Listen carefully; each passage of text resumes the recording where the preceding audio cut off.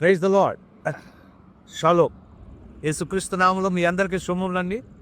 ఈరోజు మేము తిరువూరు నుండి హైదరాబాద్ మళ్ళీ రిటర్న్ అయ్యాం. ఒక మ్యారేజ్ చేసి నేను బయలుదేరాను. నాతో పాటు పాస్టర్ గారు, తర్వాత కార్తీక్, ఆ తర్వాత వంశీ, పౌలు ఉన్నారు.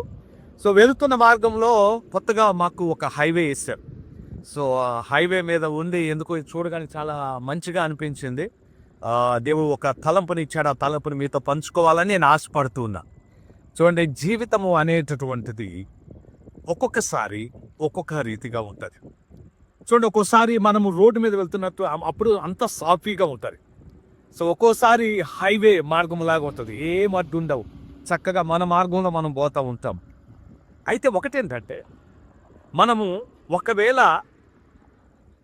సర్వీస్ రోడ్లు వెళ్ళినా, హైవేలో వెళ్ళినా బాగా గుర్తుపెట్టుకోవాలి, లైఫ్ అనేటటువంటిది మనము ఏ మార్గంలో వెళ్ళినా మన మార్గంలో మనము క్షేమంగా ఉండాలి అంటే అది కేవలము దేవుని యొక్క మహాకృప, దేవుని కాపుదల. జీవితము అనేటటువంటిది ఒక యాత్ర.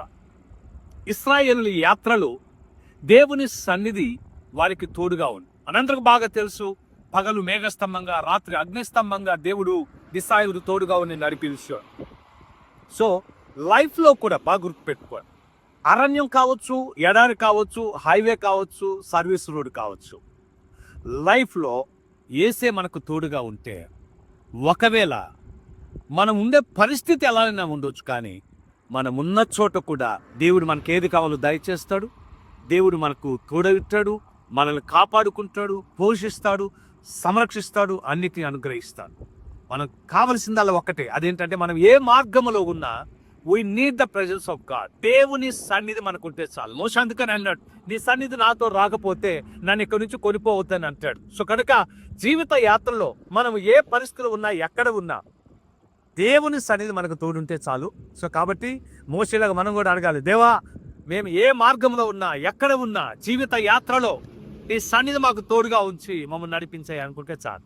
దేవుడు మనకు ఖచ్చితంగా క్షేమంగా నడిపిస్తాడు. దేవునికి స్తోత్రం కలుగును గాక. May God bless.